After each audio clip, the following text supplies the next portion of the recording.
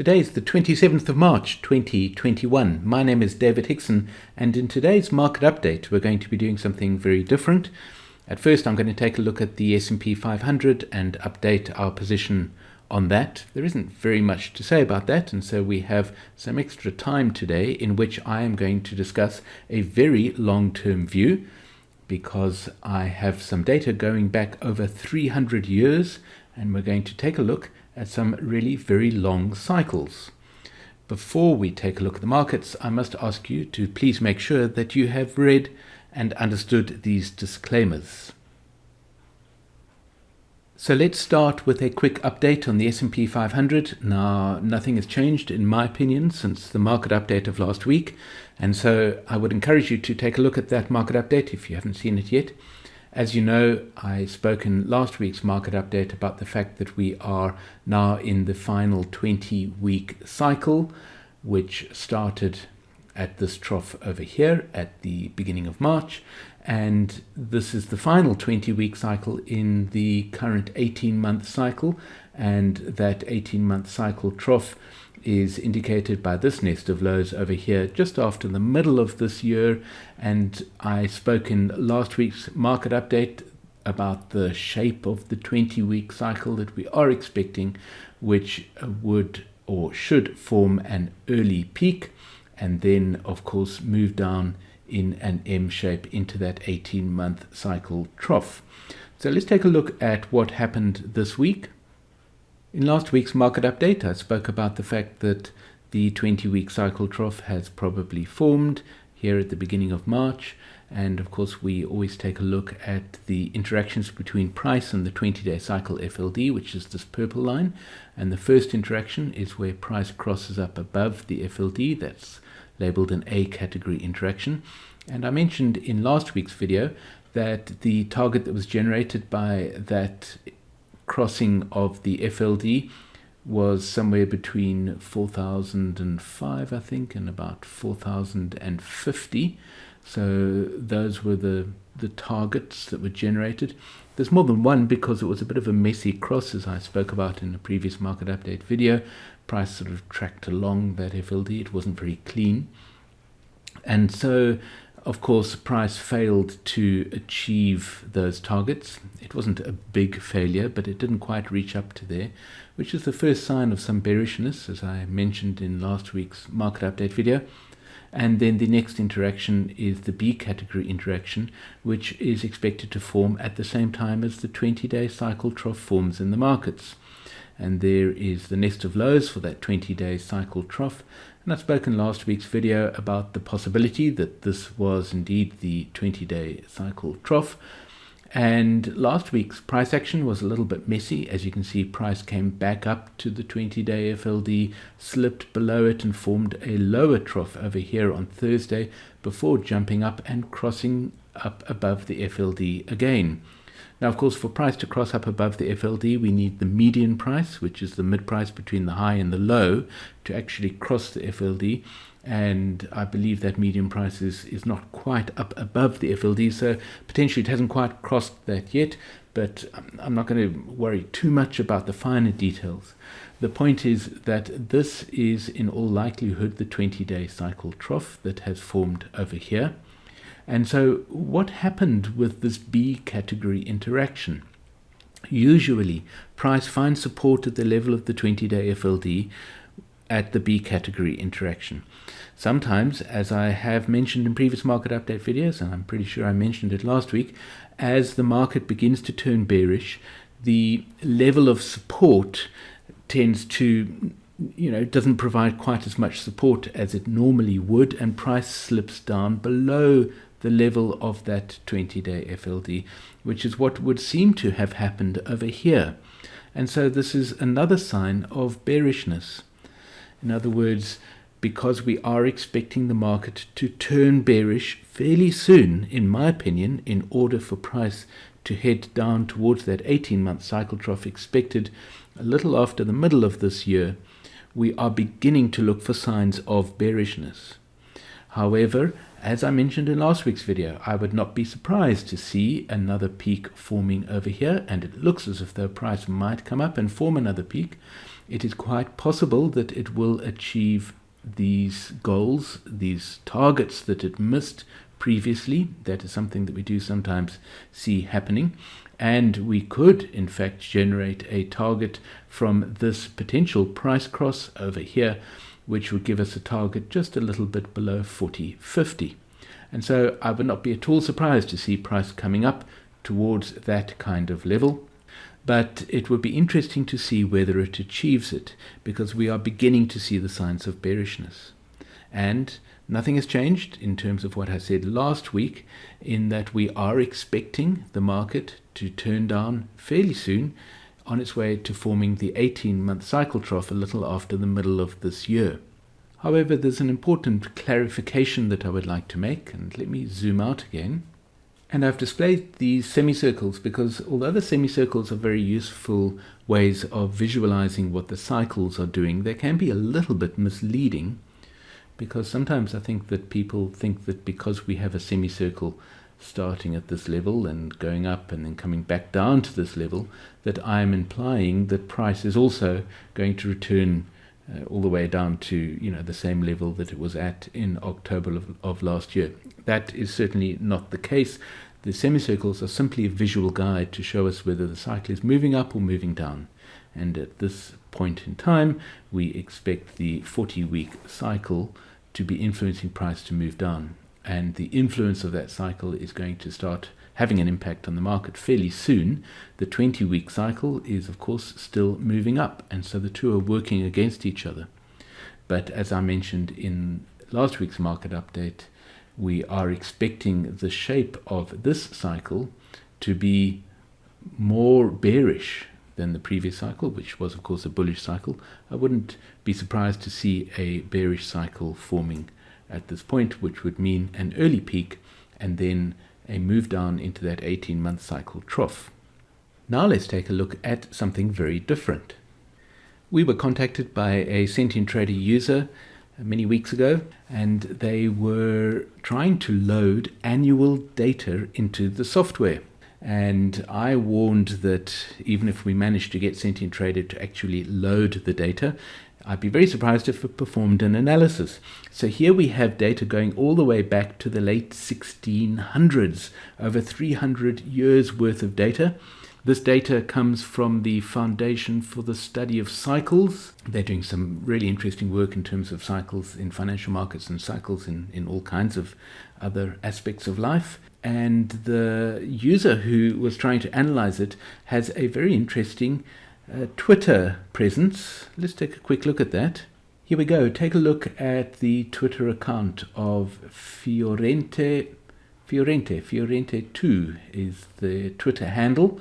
So take a look at that, and it'd be really interesting to get some conversations going about the much longer cycles in the financial markets. But let's go back to that chart.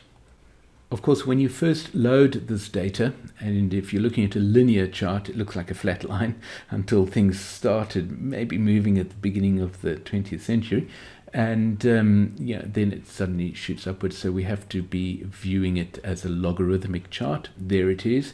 And so the first thing I did was I just simply clicked the Analyze button, which is often the best way of getting started. And Sentient Trader performed an analysis using the default Hurst nominal model, which only has cycles going up to 18 years. And so here's that analysis at the foot of the chart. And you can see if I zoom in, let's zoom in here like that.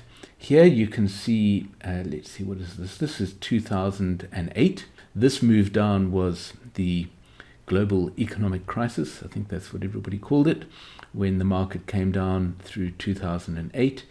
And it formed a trough, of course, in early 2009 in most stock markets.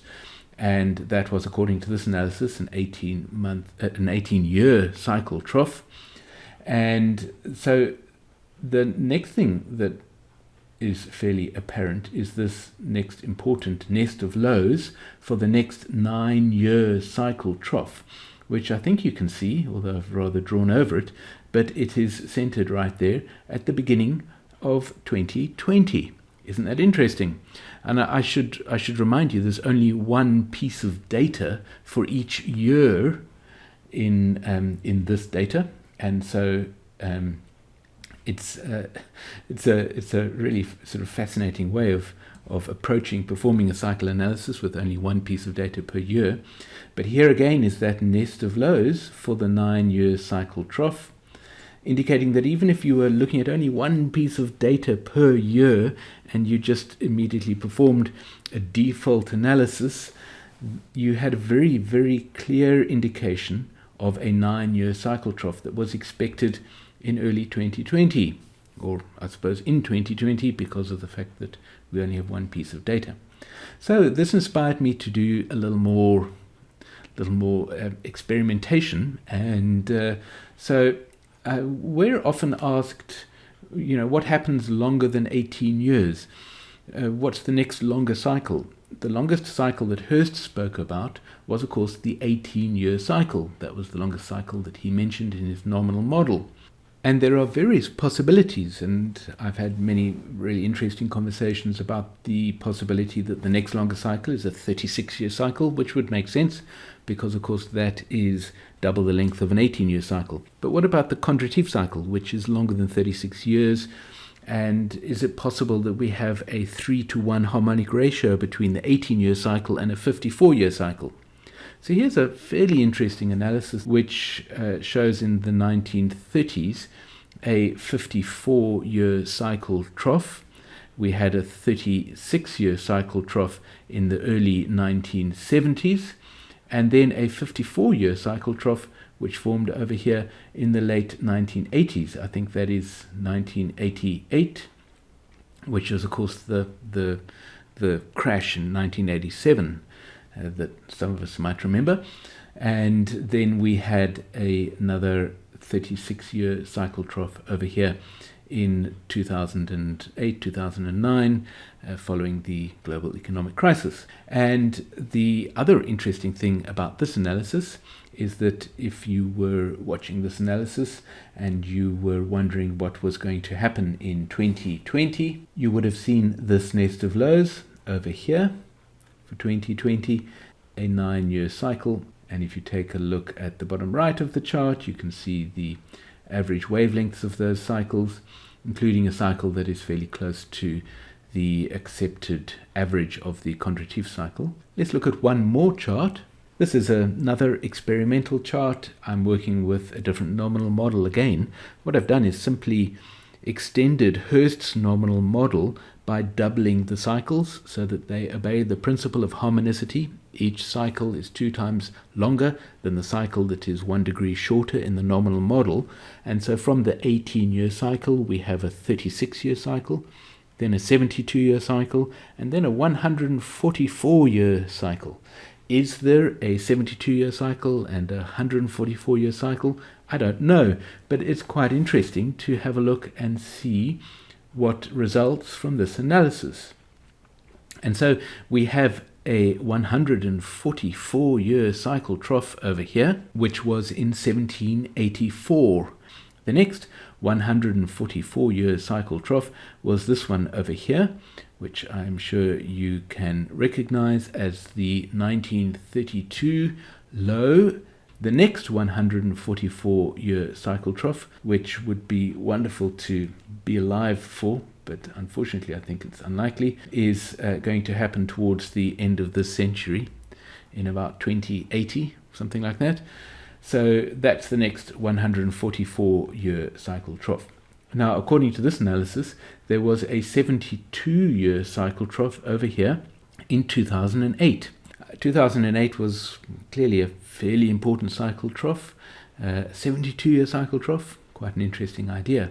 So let's zoom in and take a look at what this analysis would have us expect. So here we're looking at data from 1915 or something like that. Over here is the trough in 1932, and you can see that the end of the 60s, is this 1969, something like that, that was then a 36-year cycle trough. Then we have the 72-year cycle trough over here in 2008, 2009, which is that over there. You can see this tiny nest of lows over here, which is again for a 9-year cycle trough. and you can see that it is centered on the line between the 2010s and the 2020s. So in other words, in 2020, it's very likely that the 9-year cycle trough formed. And of course, this data is a little out of date. There's only one piece of data for each year, and I think the last year in this data is 2019. There isn't any data yet for 2020. So the next thing that we need to look out for, we should probably zoom in a little bit. Here we go. There is the 9-year cycle trough nest of lows in 2020, and here's the next nest of lows for an 18-year cycle trough towards the end of this decade, 2029, perhaps 2030. And then, of course, the next sort of fairly significant event will be the next 36-year cycle trough, which is expected in about 2046. So don't need to start preparing for it just yet. But the final thing that I would like to say about this really long-term chart is the concept that I've already mentioned in terms of these semicircles being potentially misleading. How are these semicircles misleading? Well, if we looked at this semicircle, it would seem to imply that we're expecting the market, to come crashing down. And I shouldn't really even draw a line, because no doubt somebody will take a screenshot of that and send it to me. But these semicircles would have us believe that possibly, the markets are heading down to 1932 levels. I don't think that is the case at all. The important point is that these cycles are now beginning to influence the markets to move downwards. If there is a 144-year cycle, then of course we can draw a vector there, and the 144-year cycle is potentially beginning to turn down. Now that's not a disaster for us, but it does mean that we are going to begin seeing a little bit of a bearish influence in the markets. How much? Well, probably not very much, so we don't need to worry about it. And in order to demonstrate that to you, let me scroll back and we can look at the previous 144-year cycle in this market, which, as I've mentioned, formed its trough in 1784. And so here is where we are at now, if you like, in terms of the current 144-year cycle. Okay, and I've just mentioned that the semicircle is heading down, which you can see it is on this chart as well. And following that time, this was in 1870, we had a tremendous amount of bullish activity all the way to here before the very strong move down into the 144-year cycle trough in 1932. I never thought I would say that, but my point is that these semicircles show what the cycles are doing and what influence they're having on the markets. But because the 144-year cycle has turned down does not mean that the markets are turning down just yet. As you can see, the markets continued upwards for a long time, and we reached a very, very late peak in that 144-year cycle, and then a very strong move down into that trough. I do hope you found this market update interesting. If you have any questions, please put them in the comments below the video. I look forward to hearing from you.